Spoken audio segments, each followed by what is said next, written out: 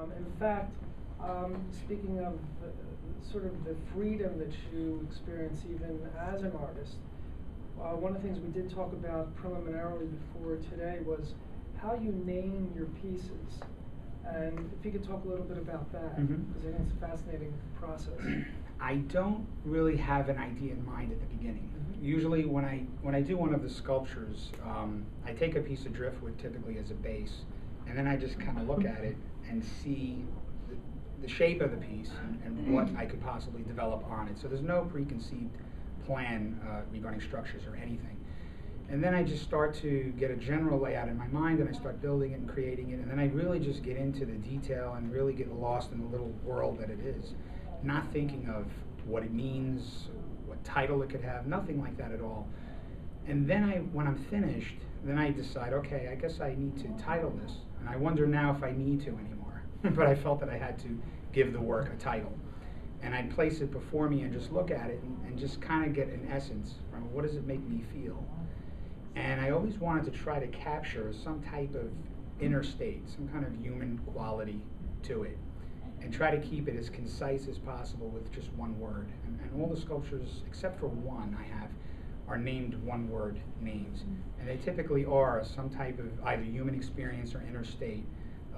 One is named abandoned, one is named isolation, and I think these are universal states or feelings that we've all felt sometime in our lives.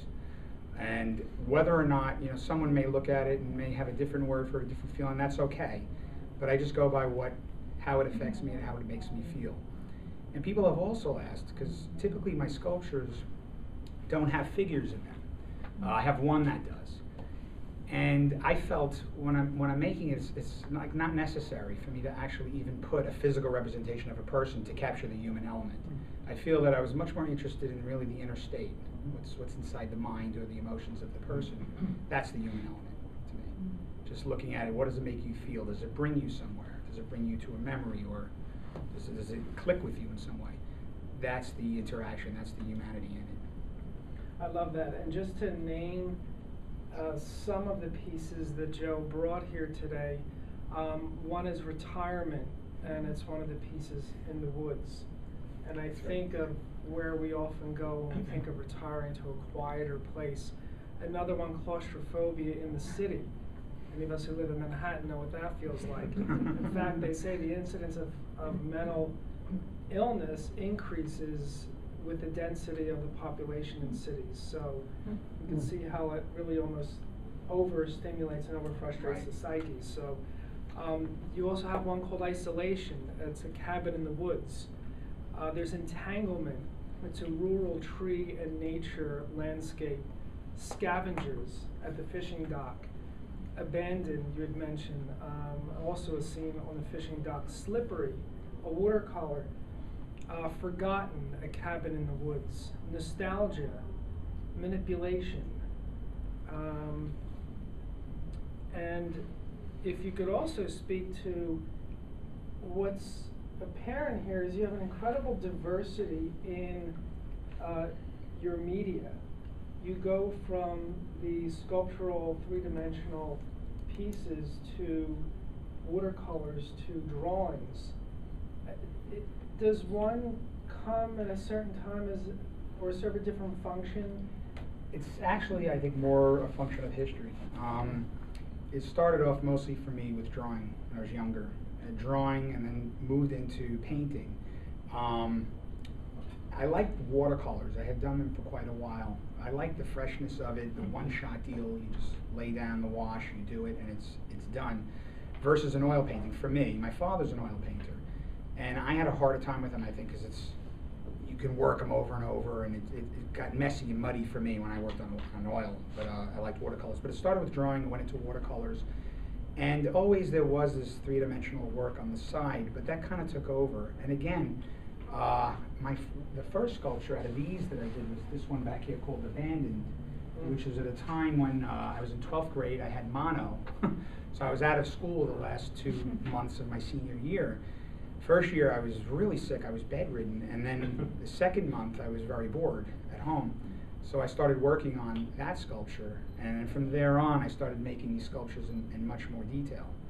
And they pretty much have taken over the years.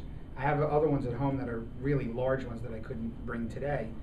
But I want to actually now, again, kind of return to more drawing and painting again, because the sculpture really took over for quite a while. Ellenberger had written a famous book called The History of the Unconscious, and in there he spoke of Freud and Jung both having, quote, creative illnesses, which was really their retreat from much of the world, and out of that came so many rich productions.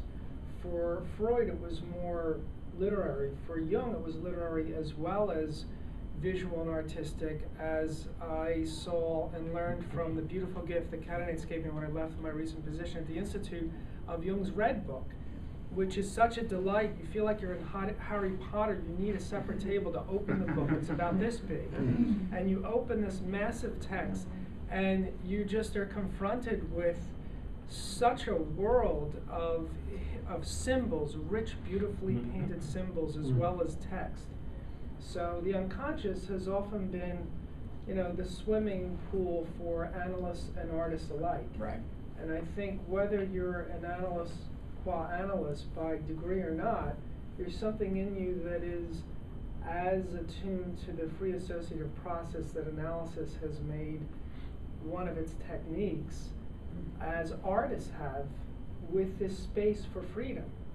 And I'm wondering if you can talk a little bit about, even as a psychiatrist, what we do in all of our therapies to create that open space to allow our patients, our clients to create, to be more creative.